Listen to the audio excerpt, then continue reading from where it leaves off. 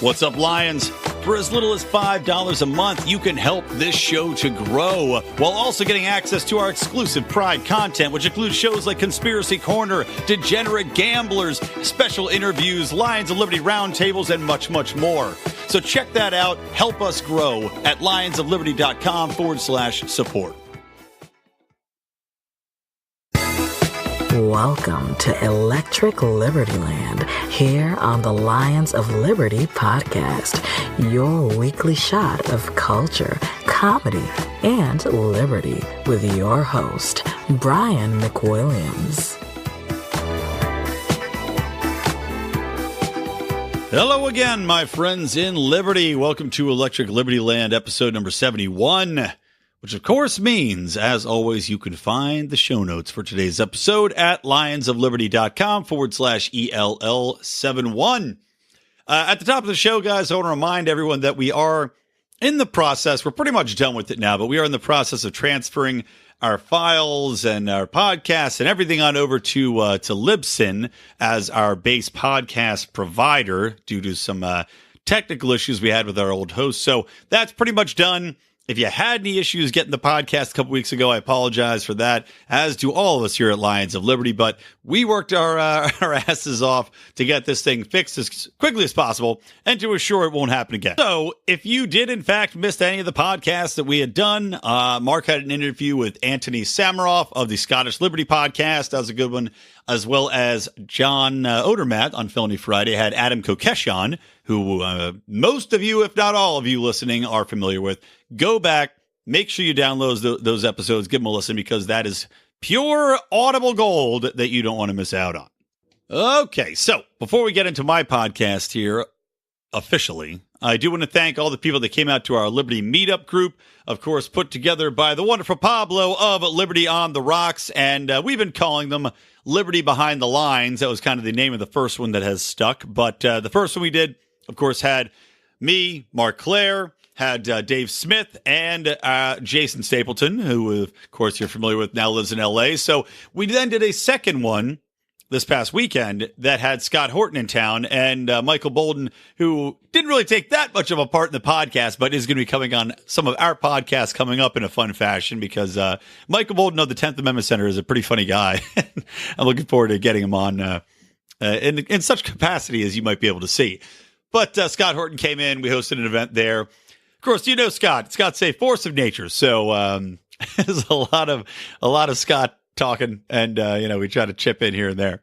But thank you to everybody who came out for that event. I, of course, was coming off my second bachelor party, back-to-back weeks of bachelor parties the night before, which I arrived home at about, I should say, I arrived home at about 3 a.m. I think I got to sleep at about 4 a.m. And then woke up the next day and had to do this event. I didn't have to do it, of course. This is voluntary. I was forced into it. And I look forward to these events because they're a lot of fun. You know, we had a lot of people come out. They were great. We had some members of our Pride come out. Adam and Joey came out. That was great. Talking to some other listeners like Matt. But at the end of the day, basically I've been there for three hours at this point, 3+ hours drinking. I still just feel like garbage from the night before. And I had people talk to me and ask me questions late in the day. And boy, oh boy, guys, I got to tell you, my brain, man, my brain, it ain't working so well after all these weeks of excess. I'll put it that way to be kind. And I am still feeling the excess or the the letdown from such excess today. So we'll see how long this episode goes and how intelligent I sound, because God knows I did not sound too great at the end of that meetup group. Well, I was doing the podcast fine, and I could hold it together okay, but man, when your brain starts to melt, your brain starts to melt. So we'll see how many flubs I have in this episode that I refuse to edit around. All right, first things first, let's talk about the Iran deal. That's what everybody's going to be talking about. Donald Trump has officially said he is going to pull out of the Iran deal that was put forth by Obama, of course, which the goal of which was to limit the Iranian capability to create nuclear armament. That's presuming they don't already have it. Whether or not you believe that is up to you. We all know that they can at least create the materials that you would need to put together a bomb. I would presume that they have the technological capability and knowledge to create such a bomb should they wish.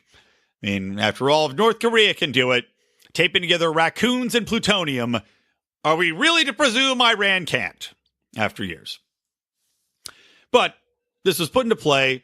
A good trade-off, removed a lot of sanctions from Iran. Of course, in my opinion, which a lot of you I'm sure share, sanctions are simply acts of war on an economic front that affect the people rather than the people in charge. We've not seen any sort of regime change in Iran since they've been sanctioned.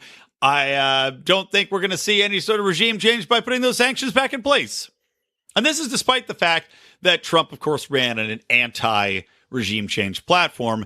However, we have asshats like Rudy Giuliani, who is supposed to be Trump's lawyer, defending him in this Stormy Daniels lawsuit, which I could give two flying shits about. But we've got Giuliani out here addressing the Iran Freedom Coalition in New York City, stating on the record, now granted, this isn't from Trump's mouth, but he's stating on the record that Trump is committed to regime change in Iran. As they say, Donald Trump is as committed to regime change as we are, addressing that audience. So not only are we seeing that Donald Trump is not pulling out of Syria, as was predicted and planned. No. Instead, we're staying there. We're bombing supposed chemical facilities. And now there's talk of possibly handing that off to a coalition led by the Saudis. Because, you want the Saudis in there taking care of things, especially when you have a lot of human rights issues like you do in Syria already, and a possible power vacuum, such as was created in Libya, wherein you could have a slave market put into place in 2018.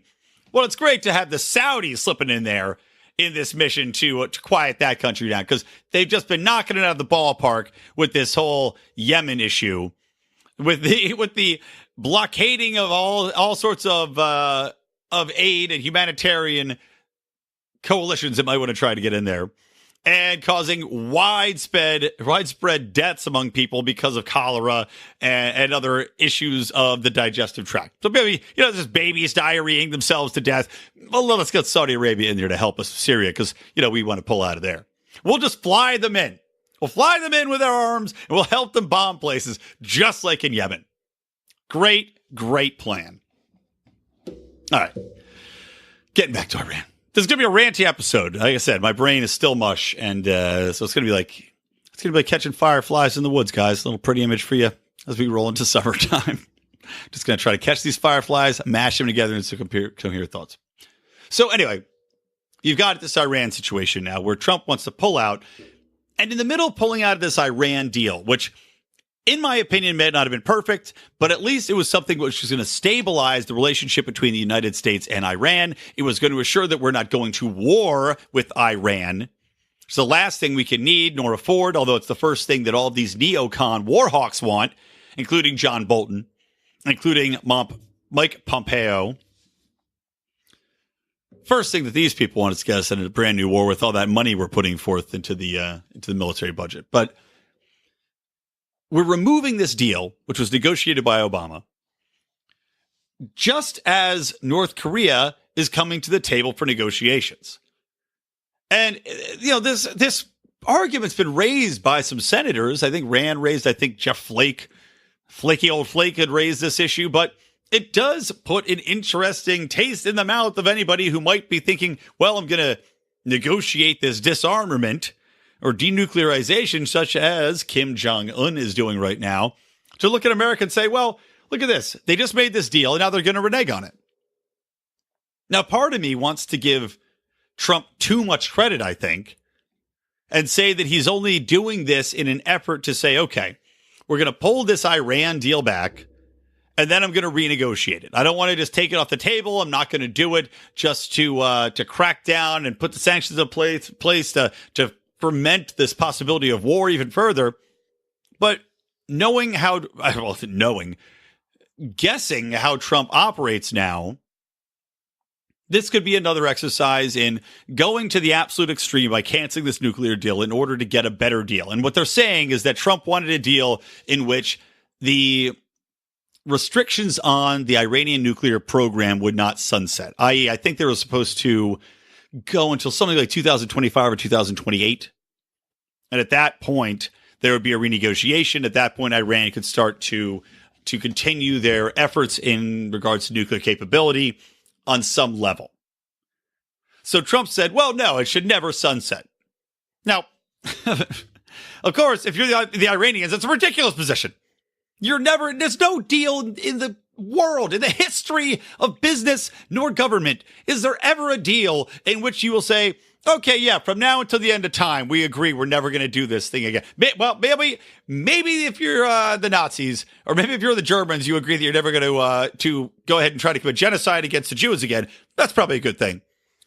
But in regards to military capability or development of technology, you're never going to say, okay, we're never going to ever try to do this again when it's something that we already have the knowledge, we have the capability. Why would you do that? Number one, you lose all your leverage moving forward. Let's say situations change. Let's say global politics change in the next 25 years, the next 10 years. Let's say that the United States continues to back Israel, that Israel takes over certain jurisdictions and becomes even more powerful than it is. Iran and Israel are, of course, direct enemies. We know that Israel has a nuclear weapon. So why, if you were Iran, would you just de facto be like, never mind, we're never going to have nukes again. We officially concede this power, which is one of the things that could protect us from our enemy right across the way. It makes zero sense. But I'm hoping that, again, Trump's negotiating tactic seems to be to take the farthest possible position and then work his way back. And he's putting Bolton in there. He's putting Pompeo in there. These people that we know hate Iran as much as you could hate Iran. They hate Iran. And he's canceling this deal. And I'm curious to see what happens now. And now these sanctions are going to roll into place. They're going to limit the military, or not the military. They're going to limit the business associations, of course, that Iran can have. They're going to limit the amount of oil business they can do. They're going to try to cut off all of the financial trade that's going on with European countries. And then, of course, the United States is threatening that they're going to sanction the European nations that continue to work with Iran. You know, fostering goodwill all over the place. Fostering goodwill is what the United States does. So we'll just see what happens. Like I said, I'm hoping that Iran is simply a tactic to get Iran back to the table. I don't necessarily support it, as you might be able to tell. I think it brings us closer to potentially going to war with Iran, if you can't tell. But with Trump, you just never know. All of his rhetoric with North Korea, leading up with it was fire and fury, and yet here they are talking about denuclearization and the reunification of the country. So that's closer than it's ever been. I hope Giuliani's wrong when we're talking about regime change in Iran. It certainly seems like economic prosperity in that country, the chance for the people of Iran to experience the economic freedom of capitalism, to spend their money and to maybe hate a little bit less the United States. That would be a good thing. Because a recent poll also came out that showed that people that are born within the Middle East, typically, not everybody, of course, but a good number of people that are from the Middle East and the various countries that we have interfered in, which, I mean, more than on one hand now, right? Afghanistan, Libya, Syria, Iran, Iraq. Did I already say Afghanistan? God, where else? Pakistan, Gaza Strip, all these places that the United States is active in. And that's just that. And let's not even get into broader Africa either. Niger, Somalia, where we're doing these, we have troops on the ground in these places. Let's just talk about the Middle East, but show that a lot of the people that are in the Middle East right now, young people, consider the United States as the enemy. Just de facto coming to this world thinking that. And why wouldn't they, considering the actions that we've done? Why wouldn't they, considering the bases, the drones, Obama dropping bombs on people's weddings, the Trump administration now, at least Obama, and not to defend the Obama administration dropping drone bombs on weddings and on birthday parties and murdering American citizens without any sort of habeas corpus, but the Trump administration doesn't even release the civilian death numbers from the drone bombings that are going on actively right now across the world. At least the Obama administration gave us that. That was the tip of the ashes on top of us. Well, so here you go. Here's your pittance. You may know how many people, innocent people, your tax dollars are paying for. Just head straight to heaven or hell, I guess, depending on which way you look at it. I just don't even know. Hope for the best. One of the good things I will say, segue into the next topic briefly, is that at least in regards to Syria, I was talking about this rumored coalition of Saudi Arabia, and I can't remember who else, the other country that's supposed to be helping send troops over there. But at least it's on record now that the White Hats, the group that I personally believe has gassed their own people not once but twice and committed any number of other atrocities in the effort to get America and other nations to stay in Syria to fight on their behalf and essentially to fight for terrorists. It's the same people that we were fighting against that attacked us on 9/11 are the people who were supporting in Syria. Figure that one out. But the United States has officially stopped funding the White Hats. And this said, the White Hats are funded through a pretty complex network of international organizations, but the United States basically supplied a lot of that funding that went on through to them.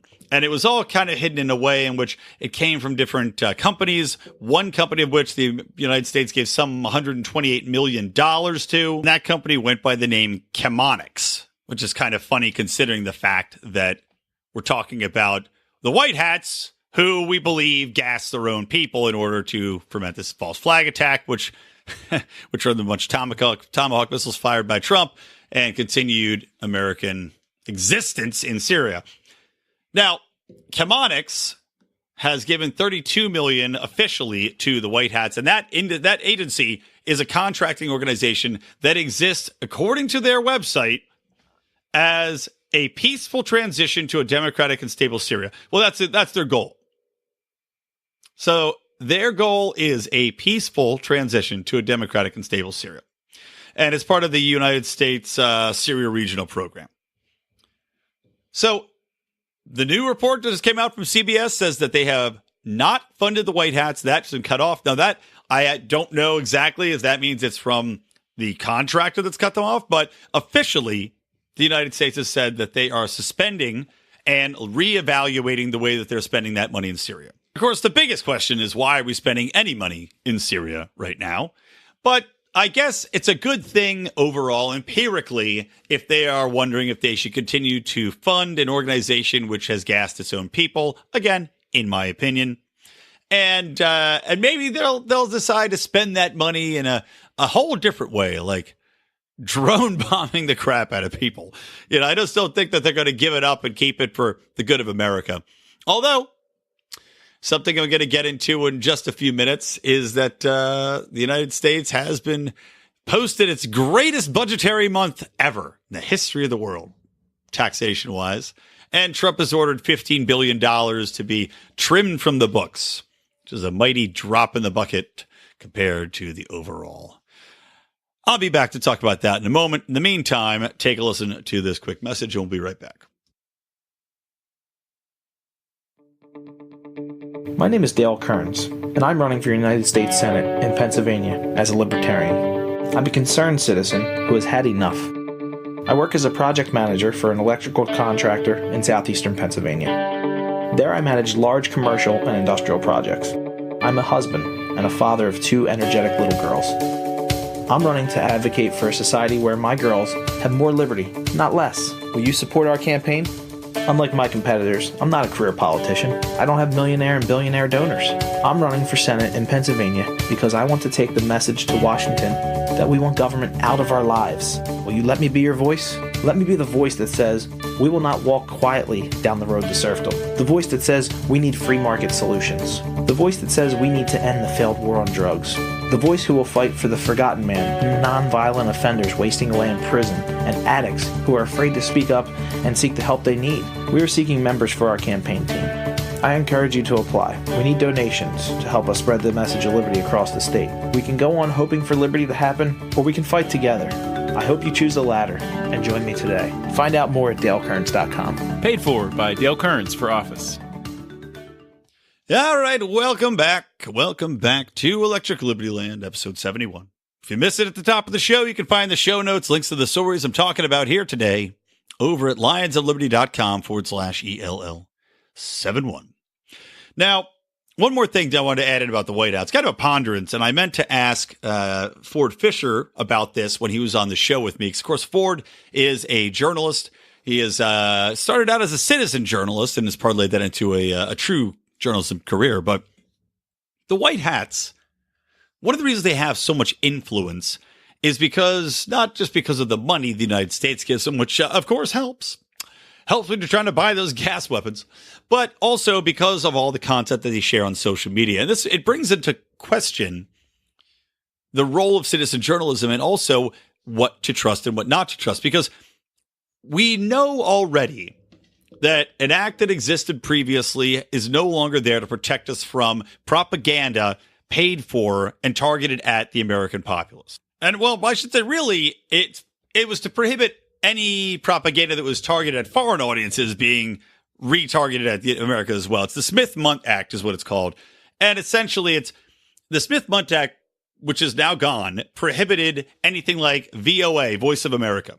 It's America's news organization, which, of course, I've worked with before in my PR career, but it's their news organization which creates content that is then broadcast in Russia. It's broadcast in throughout, any foreign land where possible that we'd want to have influence in. It's probably broadcast in Pakistan and Syria and Libya and everywhere else that under these different guises. But the content is rolled out. They're kind of like an Associated Press style news reporting. So it's a news wire. However, when the Smith-Mundt Act was repealed or expired, really I think it expired more than anything, that removed the protections that we had from the government using its propaganda against its own citizenry, really. And when we look at what's going on with these White Hats, we're looking at the funding of a foreign entity. And in theory, the funding of this entity is to get Syrians to turn on their own master in Assad and overthrow the government, or to sympathize with the United States mission, which is in theory humanitarian there.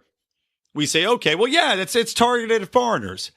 But with the advent of social media and with the proliferation of content that comes with social media, I don't see how we can possibly avoid things like this. And this is why, in truth, I think there should be a new act to prohibit the United States from funding these sort of things. While I'd prefer that they use information campaigns to change people's minds, or just outright trade and capitalism is really the way that I would prefer the United States change people's minds, rather than taking any sort of effectively aggressive action. Something to say, something just to prohibit this kind of funding, I think needs to be in place. And again, it's complicated because the White Hats are in theory a humanitarian organization. However, we've seen how they operate. We've seen how this ends up, and we've seen how it keeps drawing America into wars. So it's our own propaganda being used to influence other foreign entities, but really is being used to influence American opinion and applauding Donald Trump and all the major media networks for every single Tomahawk missile attack that he sanctions, or further actions taking place in Syria, which could include boots on the ground. I mean, right now, we know that there are Green Berets that are already there on the ground. Anyway, something to think about, especially as libertarians, as people that look to different news sources for our information and look so often to citizen journalists or people like Ford Fisher. But you got to vet him, man. You never know. Ford, you better not be working for the government, my friend. Although I would highly doubt he is. All right, next thing to talk about. I brought up this budgetary, the best month ever for the U.S. government just came true, guys. So a big round of applause. Yes, April was the best month in history for the U.S. budget, according to the Congressional Budget Office. They took in a record tax haul, some $515 billion, based upon the surging economy, based upon the surging earnings that came in. And, it's kind of funny because in a way, I should say they spent $297 billion, by the way, but they had a surplus of $218 billion. So in a way, this is good, right? In a way, for us libertarians, we say, well, it's proving our economic point of view. It's proving that cutting taxes is fostering more economic prosperity. It's fostering more spending from industrial agencies and corporations, which is really where the government's going to make some money off of this, because you're cutting taxes on individual Americans. But individual Americans then are getting more jobs. You're getting more jobs, there's more payroll taxes for the government, et cetera, on and on and on. Of course, it also helps that people are getting paid more when you have an economy that is surging as it is now. So the government's making money off that too. Now, the downside, of course, is that we're seeing this massive economic boom in the government that is still not addressed spending. We're looking at a nation that is in an unbelievable amount of debt. And, it's funny, we were just talking with Jason Stapleton, of course, this past weekend. And I've not had this conversation with Jason yet. And I really want to. Maybe at our next meetup, or maybe I'll just get us set up a show and have him talk about it. But, Jason, he was talking about passing this debt on to our kids. And, of course, my counterpoint is, well, I don't have any kids, so I don't really give a damn about passing debt on to them. I'd rather have tax cuts in the immediate future. He's saying that he would rather have us address the spending issue. But now comes a time where you say, okay, you have a $218 billion surplus for the month. How about you plow that right back in and try to address some of this debt issue? Now, the only thing that's going on right now, despite $218 billion in surplus, is that Donald Trump wants to trim $15 billion. And he calls it, basically it's the first and only bill that is simply to cut budget. But it makes you laugh because it's $15 billion, a tiny, like I said, a drop in the water. It's not even 10% of this haul that they've gotten, this historic haul, this historic surplus amount of money that they've gotten from the economic prosperity of Americans, unearned, of course, by the way, completely stolen. But now Donald Trump, what a saint for trying to put this bill through that still has to pass through Congress and probably won't even pass through Congress, by the way. Because the Democrats hate cutting spending so much, they're going to insist that we have this surplus. Well, how dare we? How dare we say try to trim the debt for future generations, or try to trim the debt to improve the economic prosperity and futures of all Americans, and maybe delay the downfall of every great empire, which is, of course, spending yourself into debt and overextending yourself militaristically. But how dare we try to trim that in when, of course, from a Democratic point of view, you can plow that money into education, or you can plow that into poverty, or you can plow it into any number of other things, which there is statistical and proven evidence that more money does absolutely nothing to achieve the economic or desired result in reducing the poverty level or increasing the level of education within this country. And it's funny because we're in a time period right now where Seattle is looking to put a tax on every single person that works at Amazon, which and Amazon is giving thousands upon thousands of jobs to the Seattle economy. And yes, I know Amazon has quite a few crony benefits that are going on there in regards to our government, but the Seattle Local City Council, which is the most retarded bunch of fucks that have ever sat in any city government in the history of the world, confident of that. They're trying to provide something like a 25% to 50% tax per worker on every hour they work on, and it's in an effort to help fund issues for the homeless, to provide more affordable housing, to provide more care for them.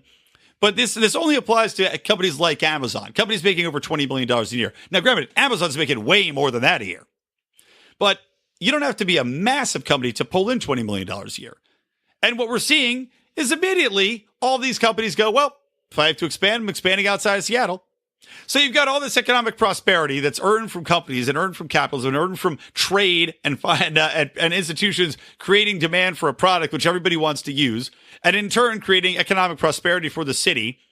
And Seattle's pulling in buku dollars, by the way, from Amazon, from all the construction and all the taxation they're doing of that company within the city limits. And what do they turn around and do?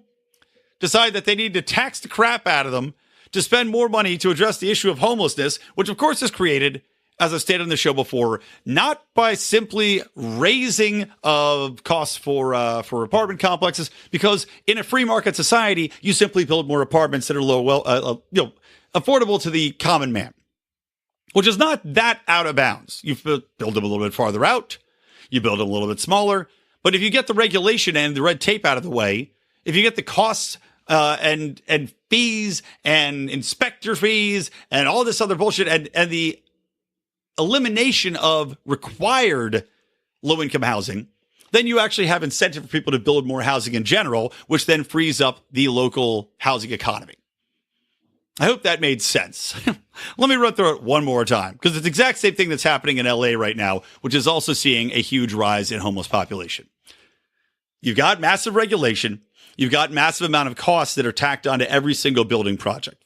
You've also got local governments which refuse to allow people to build over a certain height, or refuse to allow certain business complexes in. So what ends up happening is that you have an economy where you're having high wage workers come in to work for these technology companies. Same thing that's happening in LA. They can pay far more money. So the apartment complexes that are not rent controlled raise their rates. Now you'd say, well, shouldn't we make everywhere rent controlled? No. And here's why.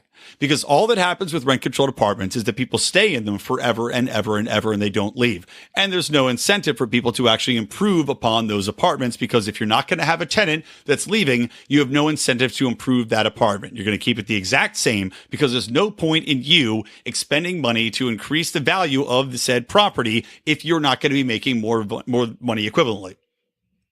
So you take that.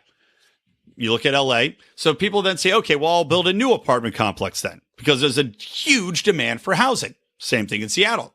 Well, no, you got all this red tape and regulations. So that adds about $1 million, $2 million on the basic cost before you even do anything. You have to wait a year and a half to even build, because you have to get all of your permits in place. You have to then incorporate low-income housing within the unit. So you're already taking what should be a pure profit play, providing units that are much needed to the economy locally. And now you're saying, well, upon all the money you're spending to build this, 25% of your units now are low income. So you're actually going to be losing money on those. So thus, what do? Well, you have to make all of the other units more expensive, don't you? And then they argue, much as Seattle did, that you need to tax people more to pay for the services to go to the homeless, or you need to raise the minimum wage so that the minimum wage comes up to a level where people can afford these new apartments, which of course the government has already made so expensive that they can't be afforded anyway.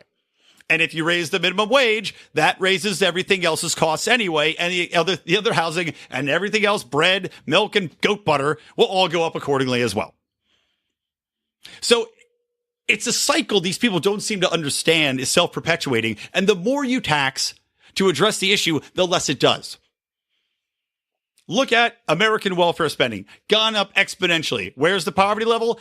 The exact same. The exact same it's always been. It hasn't moved an inch.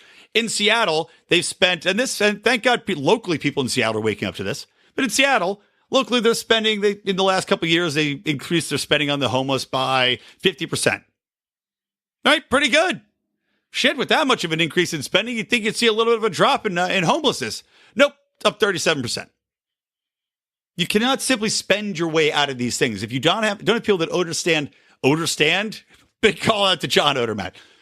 If you don't have people that understand the actual economics, why these things happen and why they happen cyclically, and you turn into this death spiral you can't get out of because of overregulation, and regulations that cost more money to solve the regulations, then you're never going to solve the problem. So, getting back to my point, after that epic tangent, getting back to my point, we've got this massive budget surplus. So there's zero chance that surplus is going to get plowed into reducing the debt, or they're going to attempt to cut spending and say, well, we don't need to tax, or even say we don't need to tax people this much. If we have this much surplus, we should lower taxes accordingly, should we not? We just need to keep an even keel then. We're making too much money. That'll never happen. Because people in government exist solely to expand the size and scope of government. They will put that money into something else. I pray it's not these things I just talked about, because it's just throwing money in the toilet. But what do I know? I'm just a simple libertarian podcaster. Okay. Final thing I want to get into this episode, guys, is just to talk a little bit about this whole cultural appropriation flap that's going on. I mentioned it when I was talking with Bridget Fedesi last time. If you haven't heard that podcast, that was a fun time. I'll definitely have Bridget on again, talking about the way she's found libertarianism. And I just had a great time talking with her. But also brought up just briefly this cultural appropriation issue, which cropped up where a Latina girl, she had worn a traditional Chinese dress to the prom.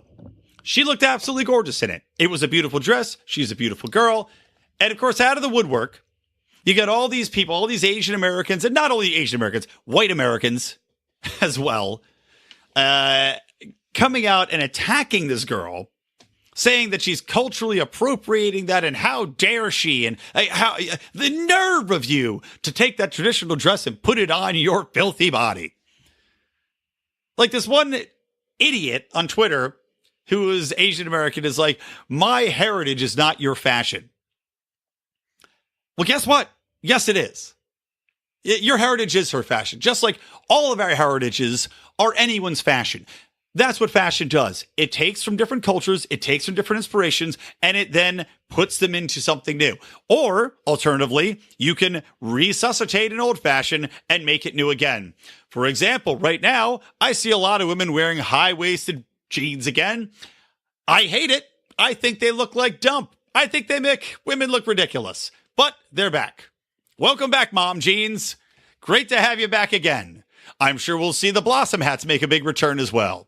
If you never saw the show Blossom, good for you. You're probably young and beautiful and can drink for 2 straight weekends in a row and stay up to 4 in the morning and not feel like death for 18 days, like I currently do.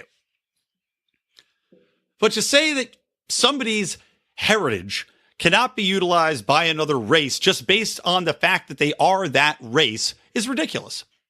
And I understand that people say, okay, well, you can't have these perpetuating of negative stereotypes, and that's cultural appropriation. Like, I don't understand how that is cultural appropriation, by the way.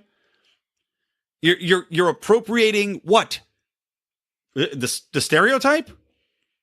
You're going into, we were talking about this poof situation with The Simpsons. So what, you're going to go into a local 7-Eleven or Dunkin' Donuts or whatever you want to pick that might have a stereotype, and you're going to what? A culturally appropriate it? So you're going to start acting like that stereotype in your everyday life? Why? For what reason? If it's a negative, why would you just start acting like that in general? Clearly, it's not a negative in that case. Clearly, you see it as a positive, in which case you're trying to emulate somebody that you respect or you admire, or you find something about that culture attractive, in which case you're trying to emulate it and make it a part of your own culture, merge it, which is, by the way, how people exist, how trade fosters, how cultures get along, and how language is exchanged. I mean, if we follow this idiotic train of thought to its core, no one should be speaking anyone else's language because you're culturally appropriating that language in order to understand it. And we cannot have things like Spanglish or I guess Changlish, which is, or Japanglish or whatever you else want to call it, because I was just in Japan. And I'll tell you what, a lot of those words are just English with a little bit of an accent. Same thing with Chinese. Do you know what a hamburger is called in China? It's called a hanbao. Yes, that's right. 我要吃汉堡. I want to eat a hamburger.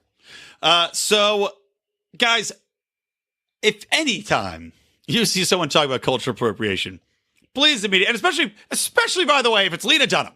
If it's Lena Dunham, please take your time out of your day to slap her down from an ideological perspective, because Lena Dunham just said that sushi is cultural appropriation as well. Sushi.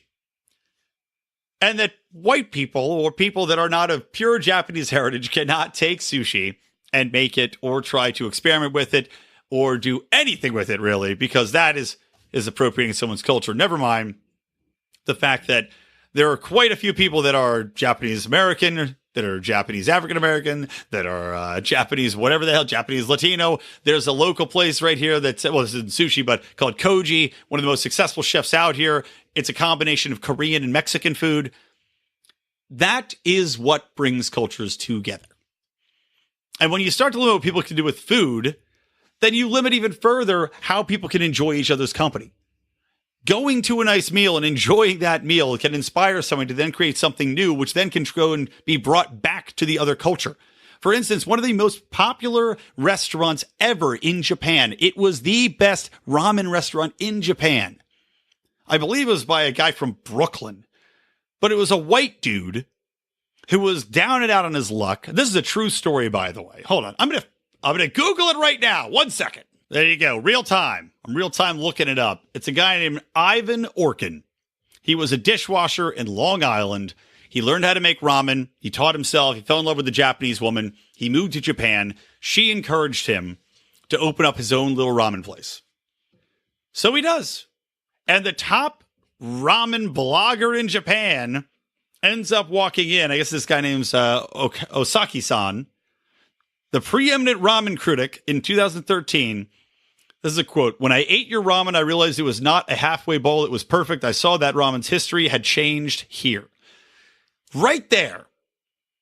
Ramen's history had been changed by this man, a white dude from Long Island who was a dishwasher.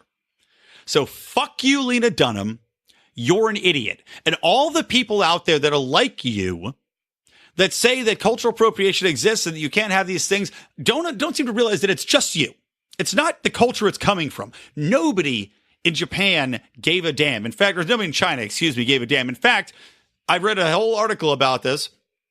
Most of the people, actually all of the people in China, either didn't understand what the issue was about and purely said, well, I don't care. Or they said, I think this is wonderful. This is an example of an American going out of their way to appreciate and celebrate my culture, which is exactly what it is. And we just had Cinco de Mayo. Look, let me tell you something. For every negative frat boy stereotype of I'm going to wear a sombrero and paint a mustache on my head that you might say, oh, well, that's just wrong. Oh, my God, racism, cultural appropriation of this holiday of Cinco de Mayo. Well, let me tell you, why don't you go ask any owner of a Mexican restaurant anywhere in the United States how they feel about Cinco de Mayo? Why don't you ask anybody in LA how they feel about Cinco de Mayo? And how they feel about Americans celebrating it. And they'll tell you they absolutely fucking love it. Because it brings them an incredible amount of income. It brings cultural relevance to whatever they want to celebrate and share with people in their local community. It gives people something to talk about, gives them a reason to go and drink together. And my friends, let me tell you something. There's nothing better than drinking with somebody that you've never spoken with before from another culture. I do it all the time. They joke about it on the podcast. Brian getting drunk and talking to dudes at bars. I do it all the time. I find it interesting, especially with these people from other cultures. So that'll do it for me this episode, guys. I'll be back. We'll talk about a little bit more in regards to Seattle. I think they're having their vote on the 14th or 15th, insofar as this Amazon tax I was talking about. I was debating getting into the right to work issue because that's what I believe I was talking to Matt about at this meetup event where my brain completely had the meltdown in regards to the unions and providing an alternative where you can't force somebody to join a union.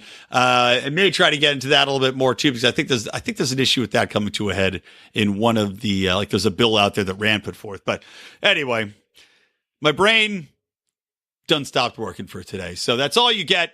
But before I go, I do want to remind you that you can listen to Mark Claire on Mondays with his in-depth interviews with leaders of the libertarian movement. Always make sure to catch John Odermatt on Fridays with Felony Friday, looking at the issues within the criminal justice system. I want to remind you can support our podcast by going to lionsofliberty.com/support.